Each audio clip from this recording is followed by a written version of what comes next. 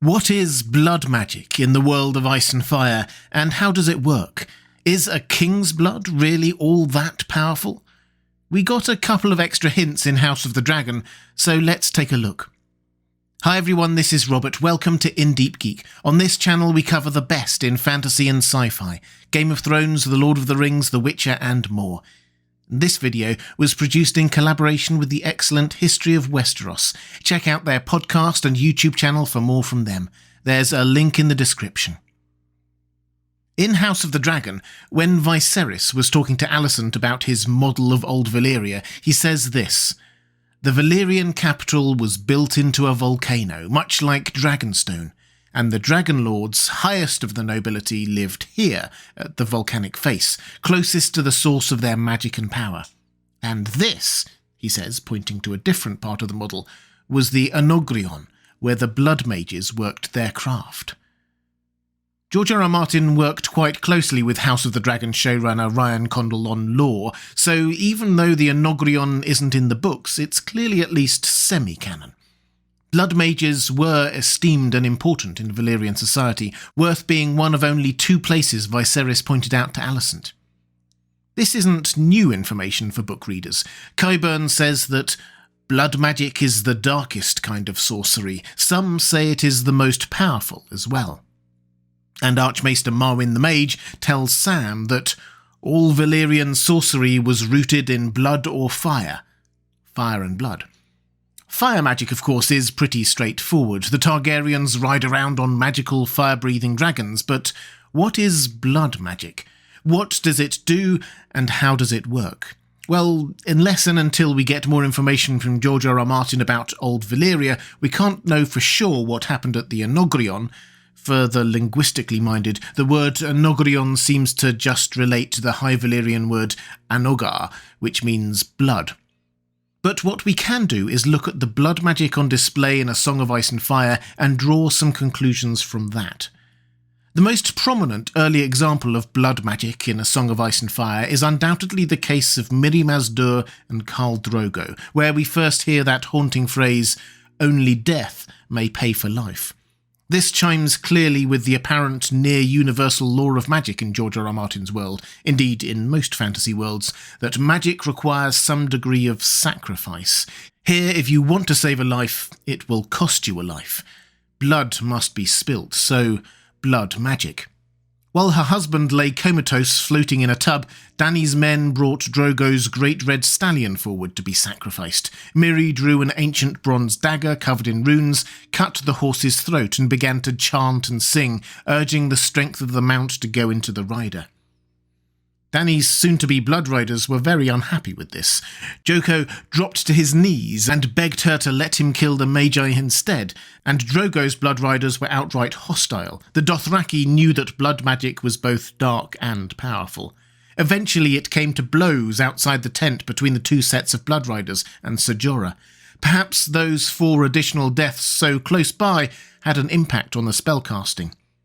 While everyone stood outside, Mirri Maz Dur's spell grew ever creepier, her singing growing louder and stranger while dancing shadows appeared beside her, and she danced with them. With no POV inside the tent, we can't be sure what those shapes were, but she told them that "My song will wake powers old and dark. The dead would dance here this night." She had also warned Dany that no one must enter the tent, but after the fight, Jorah carried Dany inside, fearing for her child after she had been struck. Ironically, when Dany awoke, Rhaego, her child, was gone, and going inside was blamed for his death because Dany felt Rhaego kicking as she went in. The description of his body was like nothing easily imagined, and one wouldn't want to. He had the dragonish aspect seen occasionally among stillborn Targaryens such as Rhaenyra's baby Visenya, but this child had other afflictions, for lack of a better word. Mirri bluntly tells Daenerys that he was full of grave worms and the stink of corruption. He had been dead for years. The ins and outs of Mirri Maz Dur's plot is beyond the scope of this video, but it's noteworthy that she used blood magic and that it contained elements of summoning dead shadows, and apparently they were ancient. In the strictest sense, the spell accomplished what Miri said it would. Drogo did not die, and his wound was healed. But his personality was gone, every shred of it. Miri lost everything to his Khalasar, and she made Drogo into a walking, but not talking, version of what her life had become. Ironically, Miri's spell might have been even more potent after the dragons were born, as many credit their rebirth for the resurgence in magical powers. Whether that's true or not, Miri was of course burned in the very ritual where the fossilized dragon eggs were hatched. This was more blood magic, of course. Miri died, as did Drogo and Rhaego, and the 3 dragons were hatched. It makes sense, of course, that Dany brought back dragons with fire and blood magic. Which brings us to the topic of prophecy, starting with the big one, Azor Ahai, who was to be reborn again amidst salt and smoke to wake dragons from stone. Dany seems to have accomplished that, and legends tell us that the original Azor Ahai completed the forging of Lightbringer by plunging it into the heart of his wife Nissa. Arguably, making a sword by stabbing your lover in the heart is a form of blood magic. This would seem to be true even though she was willing, apparently. So blood magic seems to be a thread that runs throughout this story at its most important moments. The evidence we have says that the lost art of making Valyrian steel blades also included blood sacrifice, and since they were such prolific slavers, it seems likely their sacrifices were of the unwilling variety. Sounds like blood magic, which means the inventors of Valyrian steel may have been blood mages. The Kahoric have been trying to recreate the process since the Doom, but have thus far been unsuccessful, though they are able to reforge existing Valyrian steel. A man named Maester Pole claims the Kahoric performed child sacrifices as part of their research.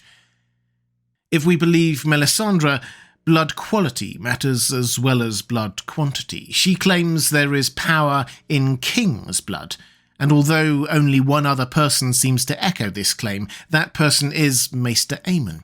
It's why she was so focused on Edric Storm, Robert Baratheon's bastard son, then the child she thinks is Mance Rayder's son, the king beyond the wall, and why she will turn on Shireen.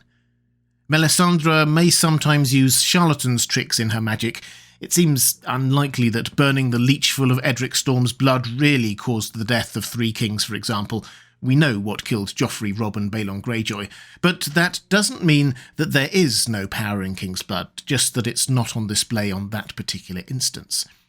One of the tricky parts in the concept of power in king's blood is what makes a king.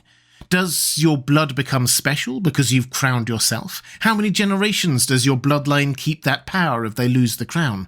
These aren't questions we can easily answer. They are meant to show the mystery. It's magic we're not meant to fully understand after all.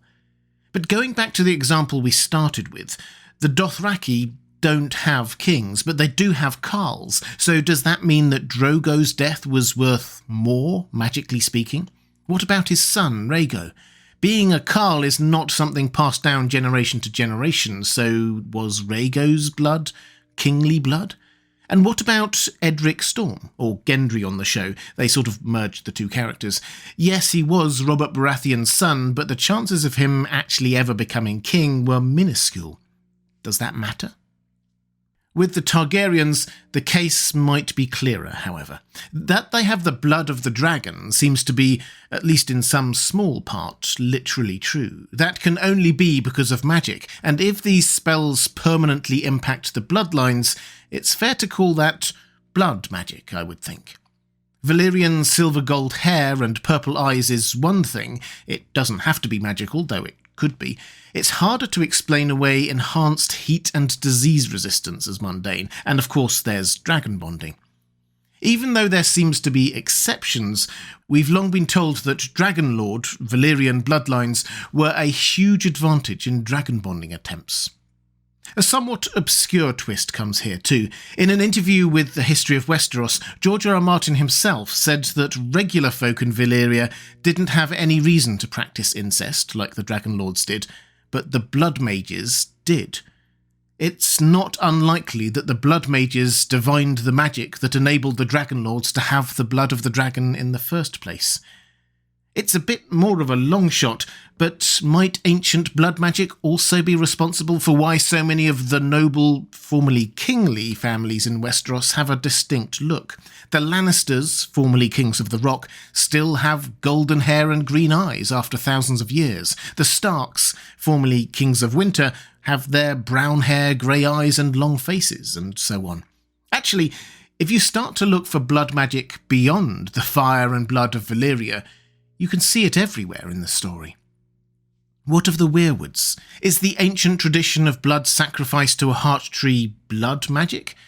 That is a matter of semantics, I suppose, but the argument seems quite strong, especially when considering certain ancient tales that claim heart trees require blood sacrifice to open their eyes.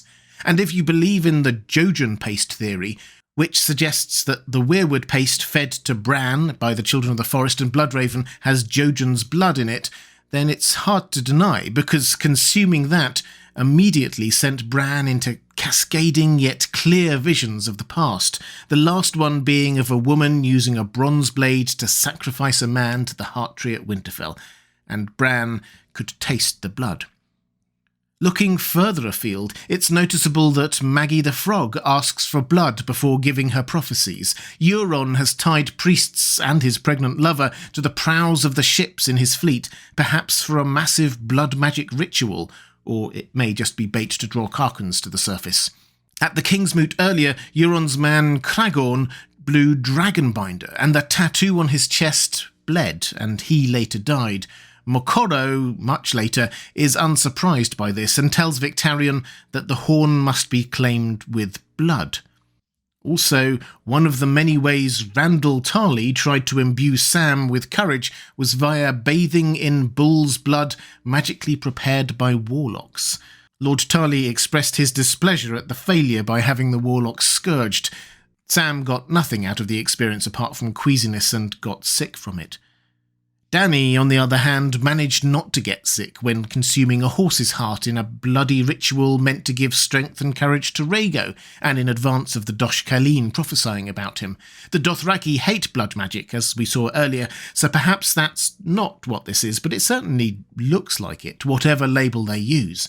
The examples are everywhere, but sometimes it's a bit hard to see exactly whether it counts. We can be pretty sure simply stabbing someone and praying is not magic, even if you do it loudly, even if you bring a lot of friends. Most of the time in George R. R. Martin's world, there's blood and no magic, and we often simply don't know enough to be sure. George R. R. Martin doesn't want us to be able to understand magic fully. He's told us this several times. That would get rid of the mystery. Though it can be very difficult to classify everything, some cases are quite clear. Ultimately, it seems the powers of blood magic have a broad range, but include resurrection, divination, communication with dark spirits, apparently even the dead, and perhaps permanent or semi-permanent alteration of genetics. Making a blood sacrifice with intention and magical understanding brings power that can be used in a variety of ways. King's blood is a big sacrifice that seems to bring potentially even bigger power.